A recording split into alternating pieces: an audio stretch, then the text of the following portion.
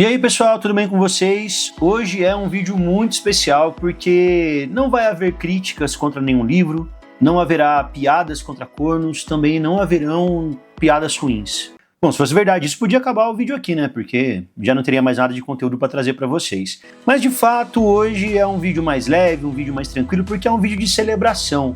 É um vídeo de premiação onde eu vou estar mostrando para vocês os 5 melhores livros que eu li em 2025. Eu podia até utilizar aquele tipo de clickbait antigo que fala, olha, fica até o final porque o último vai te surpreender. Mas na verdade não vai, inclusive eu tenho certeza que você já até sabe qual livro é esse. Mas será que sabe mesmo ou eu falei isso realmente só para atiçar sua curiosidade e te deixar até o final desse vídeo? Vai ter que ficar até o final para descobrir. Mas se você não me conhece, meu nome é Rivers Lorenzoni, eu sou médico, escritor de ficção, mais conhecido pelo meu trabalho com a trilogia O Jogo do Rei, que se encerra agora com o lançamento do 3º volume em março de 2026. E aqui nesse canal eu falo sobre literatura e medicina, bem mais de literatura do que de medicina, até porque já é dezembro, já ninguém mais quer saber de trabalhar, já virou uma sexta-feira até o final do ano, então vamos deixar de lado o trabalho e falar só de coisa boa, falar só de literatura.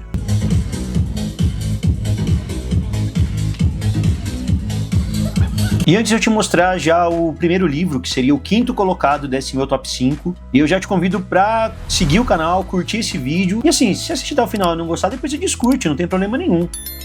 Na verdade tem sim, se você descurtir eu vou rogar uma praga para que você quebre o seu mindinho na quina do sofá. E sem mais delongas, vamos ao nosso 5º lugar, com o senhor Isaac Asimov, com o seu As Cavernas de Aço. Esse livro aqui ele foi lançado originalmente entre 53 e 54, e foi relançado aqui pela Aleph. Essa daqui é uma edição de 2019, uma edição muito bonita na época em que a Aleph ainda fazia capas bonitas.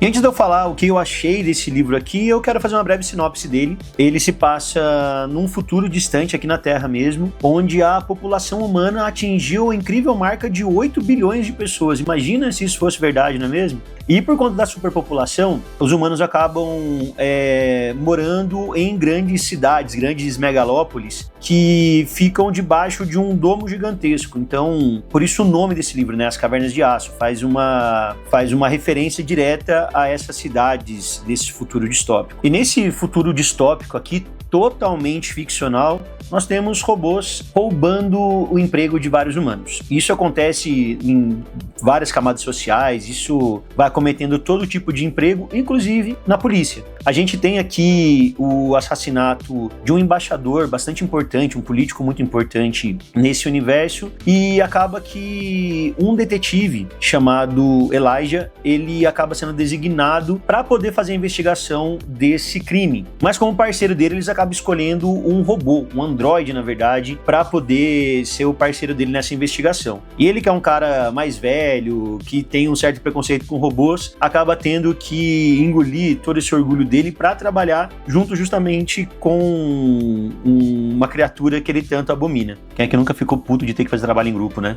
Bom, eu resolvi ler esse livro aqui porque ele faz uma mistura muito interessante de 2 gêneros que eu me dediquei a estudar esse ano de 2025, que era justamente os romances policiais e a ficção científica. Inclusive, esse livro aqui, acredito que foi o primeiro que misturou os dois, foi um pioneiro, assim como Asimov foi pioneiro em muitas outras coisas da ficção científica, mas o jeito que ele mistura e ele aborda esses 2 gêneros juntos nesse livro aqui, um livro relativamente pequeno, nada de muito grande, tem 300 páginas, ficou muito bom, ficou muito interessante, e o melhor de tudo é que assim, ele é só o primeiro de uma quadrilogia, então eu tô bem interessado em ler os outros livros, porque se mantiverem a mesma qualidade desse livro aqui, eu tenho certeza que vão ser 4 livros muito divertidos, muito interessantes de serem lidos. Eu mesmo nunca tinha lido nada do Asimov antes, esse daqui foi a primeira coisa que eu li dele, nem conto, eu tinha lido nada. E se todo o material escrito dele for na mesma pegada desse daqui, tá mais do que justificado toda a fama que o Asimov tem. E além de ter um mistério bastante interessante, ter um crime que eu particularmente não consegui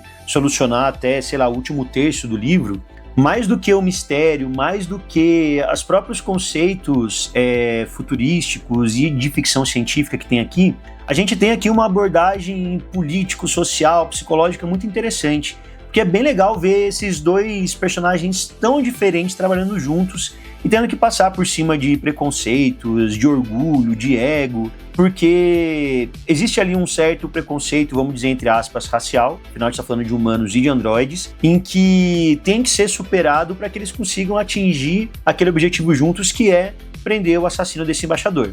E para conseguir isso, para chegar nessa qualidade tão grande dessa narrativa, o Asimov ele traz uma série de plot twists logo no começo do livro.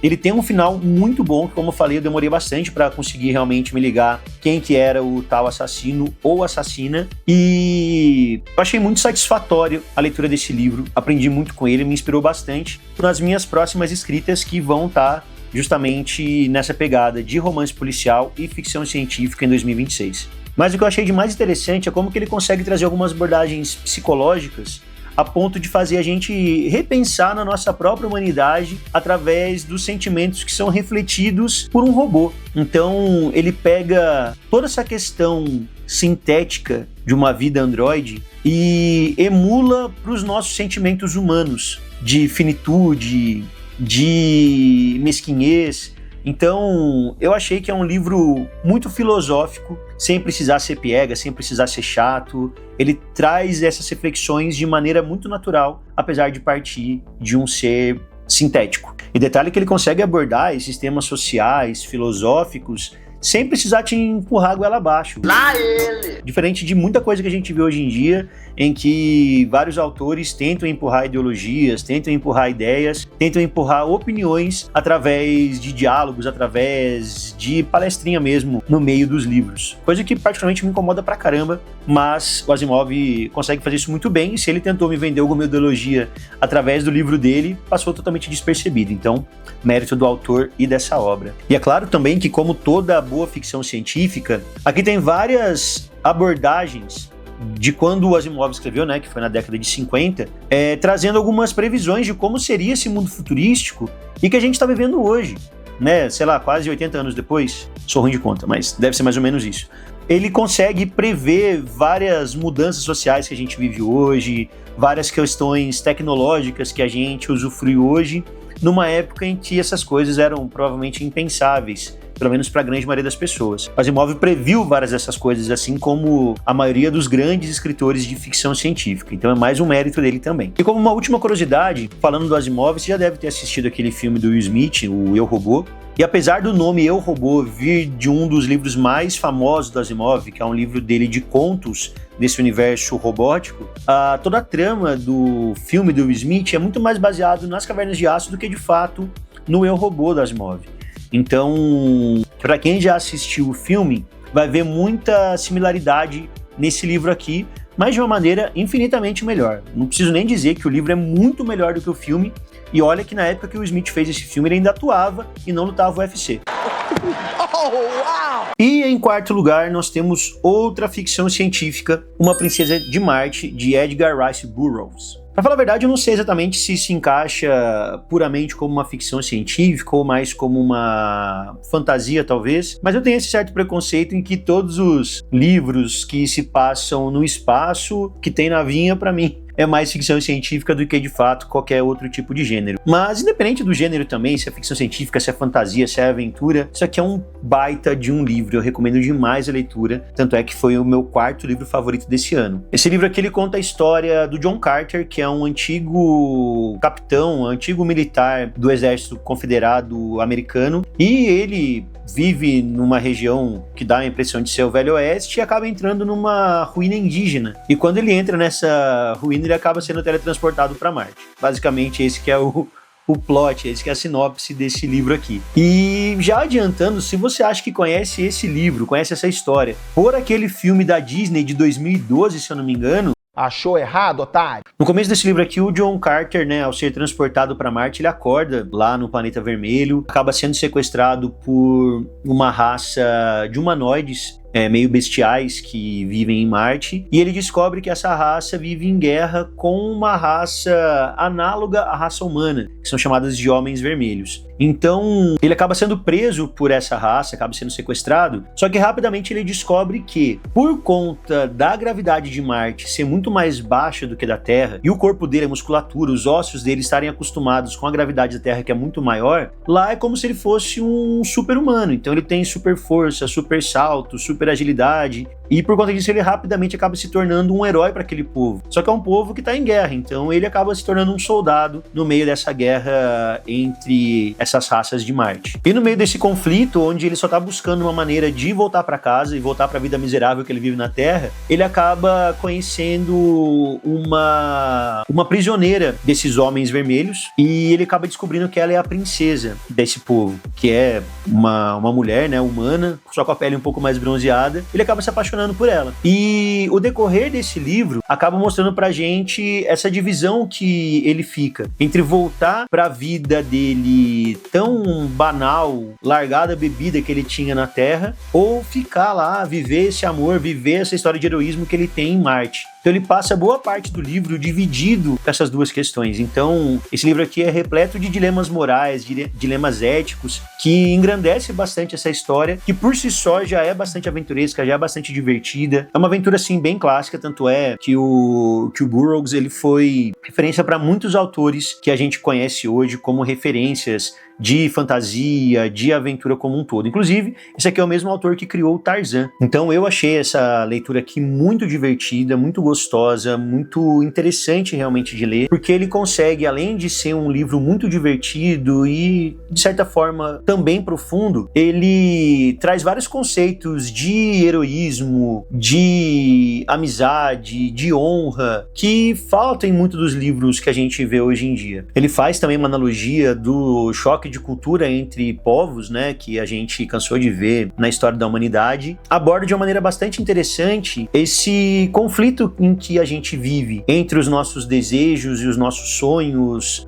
do que a gente é capaz de fazer, daquilo que a gente quer fazer e até onde que a gente está disposto a fazer sacrifícios para realizar esses desejos. Então, é um livro que eu achei muito incrível, foi, não à toa, uma das minhas melhores leituras do ano, e se você ainda não conhece, esquece o filme e foca nesse livro aqui. É interessante saber que esse livro aqui foi escrito em 1912, e ele mesmo assim ele tem uma prosa tão fluida, ele é tão bem escrito que eu não sei se é um mérito do autor realmente, ou se foi da tradução da Aleph, que também fazia ainda capa bonita na época que ele foi lançado, mas assim, é muito fácil a leitura, é muito bem escrito, quem bate o olho aqui parece realmente que é um livro contemporâneo, não parece que é um livro escrito já há mais de 100 anos. Inclusive, para quem é fã de Star Wars assim como eu, vai encontrar aqui muita referência de várias coisas que a gente vê em Star Wars que claramente foi chupinhado daqui. E é claro que eu não vou dar spoiler nenhum aqui, porque a minha religião, como você sabe, não permite, mas eu quero dizer que eu gostei muito do final desse livro. É porque o final dele acaba aqui meio em aberto.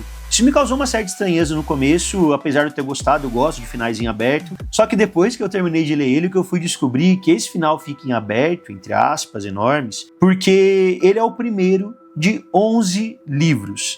Sim, isso aqui é uma série de 11 livros e que parece que os 3 primeiros eles têm uma ligação direta de fato, os outros são mais complementos daquele universo, mas é no mínimo uma trilogia. De qualquer forma, eu não sei se eu vou de fato atrás desses outros livros, porque eu gostei muito do fechamento desse daqui. Acredito que seja um livro que dê para ler ele como uma obra única, não tem necessidade de correr atrás dos outros. Mas se você encontrar o volume 2 desse livro aqui, que já não é mais lançado no Brasil há muito tempo, por favor, me avisa. Eu tô procurando no sebo, eu vou deixar uma foto aqui desse livro. Se você encontrar algum lugar, me manda um direct, por favor, porque pelo menos o segundo eu quero ler sim. Em terceiro lugar, eu trago um livro que eu queria muito que fosse realmente só uma ficção, mas na verdade acaba sendo mais uma caricatura política do que a gente tem vivido hoje no Brasil, que é A Revolução dos Bichos, do George Orwell.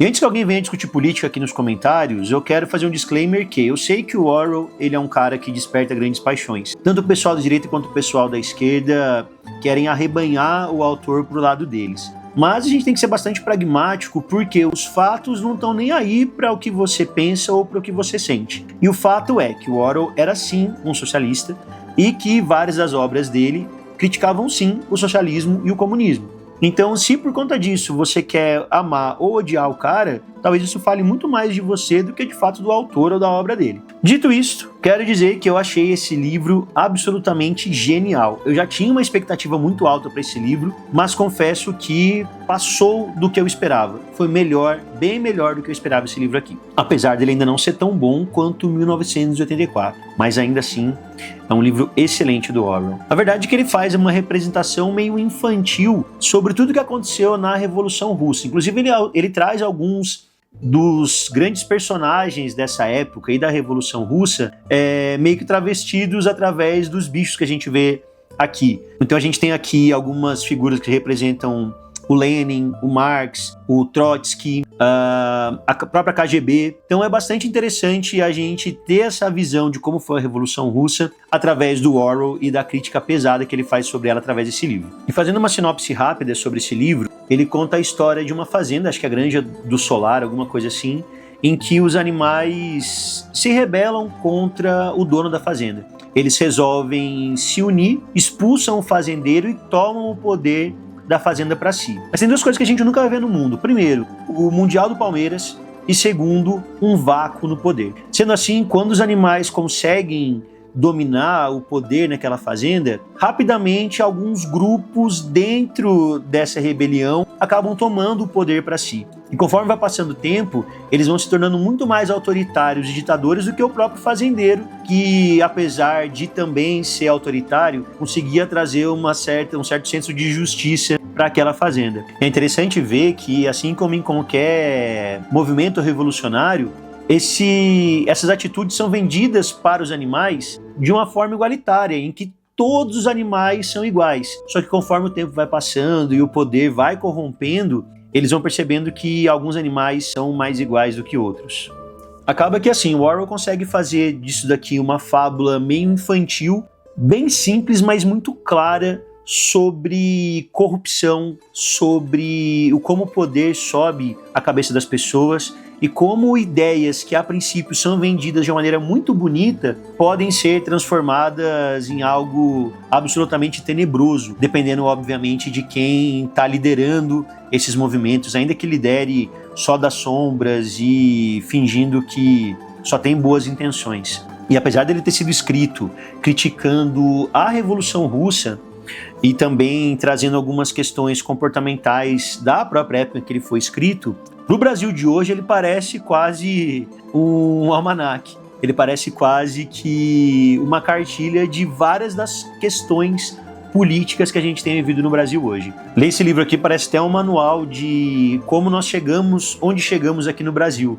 E também dá para entender, infelizmente, onde que a gente vai acabar parando se não pudermos fazer nada contra isso. E se lendo uma fábula quase infantilesca, você não conseguir entender o tamanho do buraco em que a gente está entrando, talvez acho que nada mais vai poder abrir os teus olhos e conseguir enxergar a realidade preocupante que a gente está vivendo no nosso país. Mas isso aqui não é um vídeo de puta crítica social foda. Isso aqui é um vídeo para falar sobre esse livro, mas não tinha como não comentar, porque esse livro é totalmente permeado de questões políticas e ideológicas.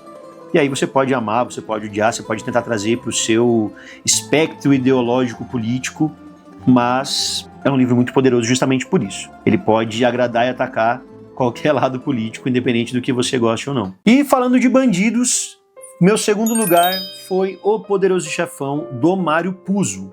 Primeiramente, eu queria aproveitar a oportunidade e agradecer ao Rodrigão, lá do Rodrigão 1002, porque provavelmente eu não leria esse livro nesse ano, ele não estava na minha lista, não estava na minha fila, e eu acabei lendo esse livro aqui como uma das minhas primeiras experiências numa leitura coletiva. A gente teve um mês para poder ler através lá do canal do Rodrigo, e foi uma experiência muito interessante ler e acabar comentando algumas questões sobre a leitura nesse grupo, alguns entendimentos, alguns trechos divertidos e marcantes. Então, esse livro acabou ficando para mim mais especial do que ele já é, por conta do contexto no qual eu acabei lendo ele. Então, eu quero agradecer ao Rodrigão e todo mundo lá do grupo do WhatsApp que fez a leitura desse livro aqui ser ainda melhor. E se você viu um dos primeiros vídeos do canal no começo desse ano, onde eu falo das minhas leituras de 2024, você vai se lembrar que eu disse que abandonei os Borgias do próprio Mário Puzo por conta de não gostar da prosa dele, por conta de achar bem enfadonha. Então eu comecei esse livro aqui com uma expectativa bem baixa. Eu imaginei que eu fosse gostar de algum aspecto, porque eu gosto pra caramba do filme, mas eu não esperava que o livro fosse ser tão bom quanto. Então foi uma grata surpresa pra mim, tanto é que ficou como o segundo lugar das minhas leituras favoritas de 2025. É claro que eu não esperava que fosse ser um livro ruim, afinal foi o livro que originou um dos melhores filmes de todos os tempos.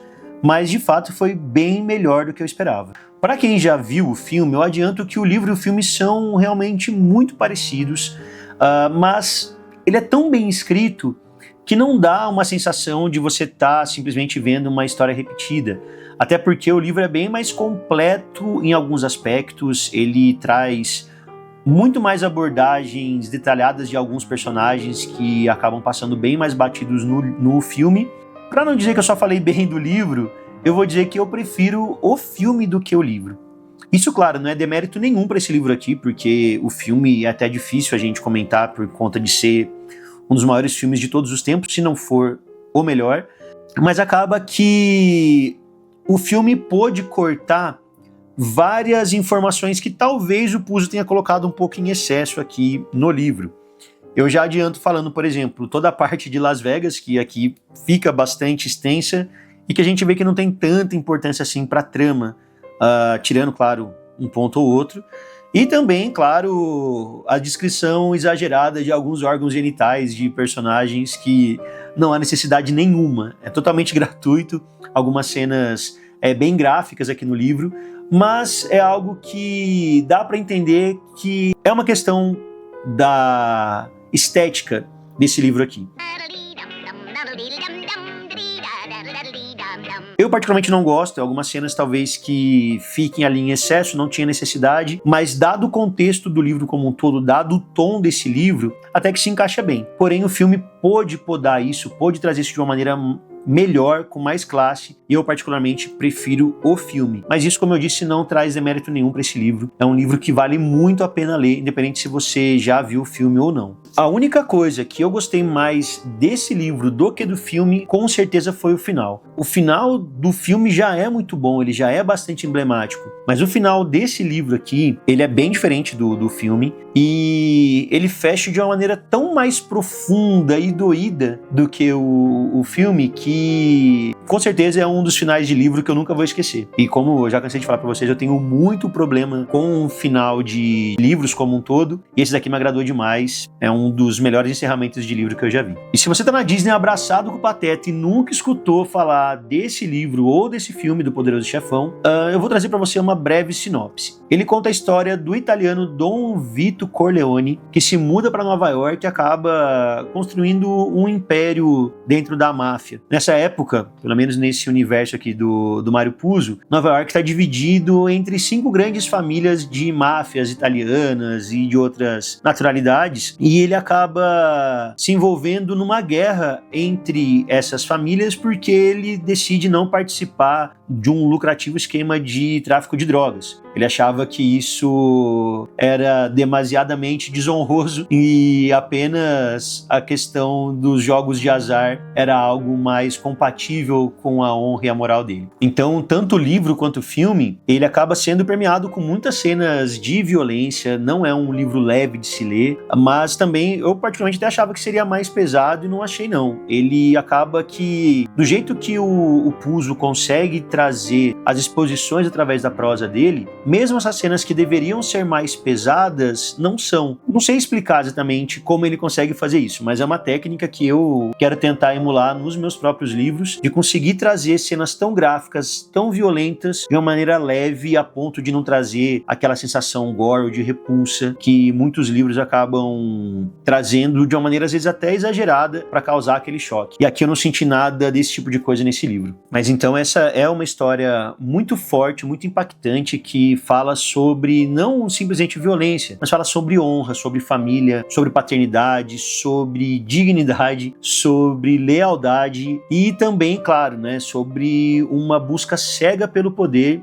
e até onde as pessoas estão dispostas a ir para poder conseguir conquistar poder, honra e dinheiro. Então, se você nunca leu esse livro, se você nunca viu esse filme, saiba que você está vivendo muito errado. Aproveita que eu vou colocar o link aqui embaixo de todos os livros que eu estou comentando aqui e já deixa no esquema para você ler em 2026 esse livro. E finalmente, em primeiro lugar, coroando a minha leitura favorita de 2025, nós temos a trilogia do Bernard Cornwell, As Crônicas de Arthur, mais especificamente o volume 2, O Inimigo de Deus. Olha, é muito difícil eu dar 10 de 10 em alguma obra, seja filme, seja livro, mas esse daqui é um livro realmente que pra mim foi 10 de 10. Eu achei esse livro realmente magistral. E é complicado falar sobre ele porque qualquer coisa que eu fale dele pode dar algum spoiler, porque ele é o livro do meio da trilogia, ele é o segundo livro desse box aqui.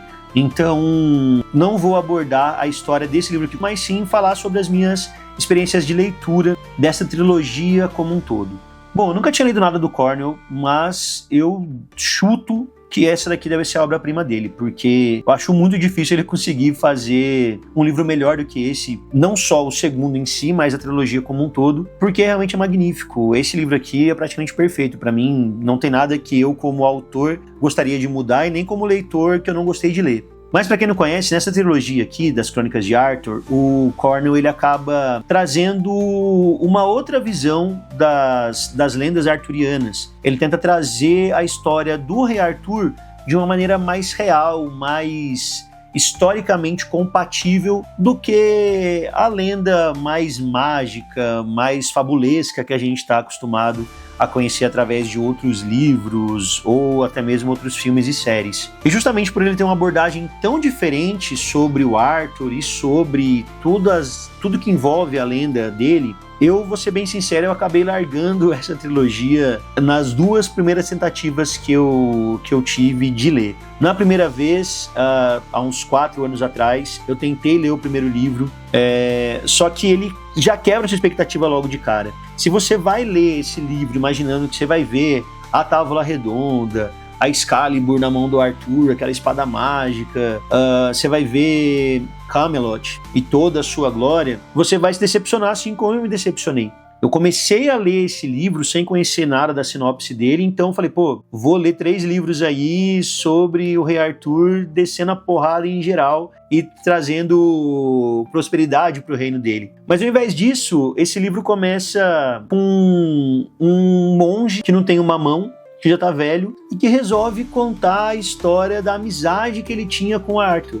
E você logo de cara percebe que, na verdade, o protagonista das Crônicas de Arthur não é o Arthur, sim o Durfel. E isso, na verdade, causa uma certa estranheza logo no começo, é uma quebra de expectativa muito grande, que talvez pode ser uma barreira de entrada para leitores desavisados, como foi o meu caso na minha primeira tentativa. Mas conforme a gente vai lendo, a gente vai percebendo que isso não é ruim, porque o Durfel é um personagem tão foda ou mais do que o Arthur. E ver a forma em que as histórias deles se entrelaçam, da amizade que eles acabam formando ao longo dos livros, é realmente fantástico. Com certeza é muito mais engrandecedor e interessante para a história do Arthur a gente enxergar ele através de uma terceira pessoa do que de fato se fosse uma história com a câmera totalmente focada nele, com os próprios pensamentos, com as próprias atitudes, sem a gente ver de fato como aquilo se reflete nas pessoas ao redor. Por isso que eu falo que isso aqui é uma obra-prima do Cornwell, porque ele consegue misturar conceito histórico com uma prosa boa, com uma história bastante divertida e interessante, e ainda traz pra gente o olhar de uma terceira pessoa sobre um mito tão grande quanto foi o rei Arthur. E a prosa do Cornwell, pra falar a verdade, é quase uma falta de respeito. Uma falta de respeito pra mim como autor, que jamais eu consegui emular algo tão bom assim na minha escrita, como também a falta de respeito pra mim como um leitor, que não dá pra largar esse livro. E são 3. Então, você vai consumindo um seguido do outro, você não quer parar aquela história. E conforme você vai vendo que tá chegando no final, já vai dando um sentimento de luto, de você saber que não vai ter mais aqueles amigos para você poder acompanhar aquelas histórias. Foram apenas 2 obras que, de fato, eu li em sequência toda a saga. A primeira foi O Senhor dos Anéis, que toda vez que eu vou ler, inclusive, tenho que ler os 3 em seguida, ou então, como eu já mostrei para vocês, através de algum volume único. e também os livros do Witcher, que eu também li todos, um seguido do outro. Saiu daí, eu sempre leio o primeiro volume, daí depois eu volto mais pra frente pra ler o segundo, ler o terceiro, mas nesse box aqui foi impossível não emendar um livro no outro, até porque a história de um já começa exatamente onde acabou o livro anterior, então dá um certo senso de urgência na gente continuar lendo um livro seguidinho do outro pra saber da história toda. Saber realmente como que o Arthur deixa de ser um bastardo para se tornar a grande lenda que ele se torna no mundo inteiro. E falando do segundo livro em específico, que foi o meu favorito entre os três, não entenda mal, não tem livro ruim nessa trilogia. A questão é que o primeiro livro, ele acaba, como eu falei, ele, nas duas primeiras vezes que eu fui tentar ler, essa parte do Durfel, mostrando a infância dele, totalmente longe, sem nenhuma referência ao Arthur, me deixou bastante desanimado. E acaba que no primeiro livro de qualquer saga, você ainda não conhece bem os personagens, você não tá apegado a ninguém, então até você desenvolver um relacionamento com aqueles personagens, demora um certo tempo pra você se apegar a eles, pra você se apegar na história. Então, o primeiro livro não é ruim, mas de fato ele é um pouco mais lento porque é um livro de apresentação, então nada além do esperado. O segundo livro é maravilhoso porque ele aprofunda todas as tramas, todos os plots que a gente viu no primeiro livro e agora a gente já tá apegado aos personagens, a gente já quer realmente que nada de ruim aconteça a eles e a gente vai vendo uma desgraça seguida da outra nessas histórias aqui, então ele torna esse livro aqui muito mais dinâmico e muito mais tenso do que o primeiro, por isso que eu achei ele muito melhor. E o problema desse livro aqui é que ele é tão bom que ele acaba enfraquecendo o terceiro. O terceiro livro, na minha opinião, ele fecha muito bem a história. O final eu acho excelente, também é um final que, na minha opinião, fica um pouco em aberto, o que eu já falei, gosto bastante, mas, eu repito, não é ruim. Só que o 2, ele é muito bom, acaba enfraquecendo o primeiro e o terceiro livro. Então, como a minha religião não me permite spoilers, eu não posso falar nada exatamente sobre esse segundo livro, mas o que eu posso dizer pra você é que você tem que ler essa trilogia do Cornwell, As Crônicas de Arthur. Ele consegue misturar de uma maneira muito, muito inteligente críticas sobre totalitarismos, tanto da questão política quanto religiosa. Ele consegue trazer uma mistura de um conceito histórico com o que as pessoas antigamente consideravam magia. É um livro bastante pé no chão, é uma história que dá para acreditar em questão de que pode realmente ter acontecido, de tão bem escrito que é essa história. O Cornwell, ele traz ambientes reais, localidades reais lá na Grã-Bretanha, onde a gente consegue realmente imaginar que esses personagens podem sim ter vivido lá. Por mais que pareçam, a grosso modo, né, o que a gente conhece tradicionalmente, como personagens bem fantásticos, como Merlin, como a Morgana. Então, é difícil explicar sem dar spoiler, mas o que eu preciso dizer, essa leitura ela tem que ser feita. Para todo mundo que gosta de fantasia, para todo mundo que gosta de romance histórico, para todo mundo que gosta das lendas arturianas, esse daqui é um livro quase obrigatório. Então agora que eu já mostrei para você a minha leitura favorita de 2025, se eu puder deixar uma sugestão para 2026, leia O Jogo do Rei, que vai estrear agora o terceiro volume em março de 2026, e depois você lê sim As Crônicas de Arthur. Bom, mas então é isso, pessoal. Por favor, não esqueçam de curtir o vídeo, seguir o canal, ativar aí as notificações para que você não perca nada do conteúdo agora de dezembro, que vai seguir o calendário normal. Vai ter vídeo no dia 24, vai ter vídeo no dia 31. E convido você a conhecer também os canais parceiros, que os links vão estar aqui embaixo. Rodrigão 1002, a Biblioteca Bruta lá do Diegão e também o Arsenal Books do Andrew, que também vai estar recheado desse mesmo tipo de conteúdo, com melhores, piores leituras de 2025 e também ideias do que serão lidos em 2026. Peço para que você também comente aqui embaixo qual foi a tua ou as tuas melhores leituras de 2025, para que possa me ajudar com dicas de livros que vão acabar entrando aqui na minha estante e talvez nunca lidos, porque a fila ela é infelizmente gigantesca. E semana que vem eu volto com um vídeo mostrando as minhas 5 piores leituras de 2025. Então prepara o lenço, porque vai ter chororô, vai ter gente reclamando, vai ter gente me xingando, mas só trarei verdades, doa a quem doer. Um grande abraço a todos, fiquem com Deus e tchau!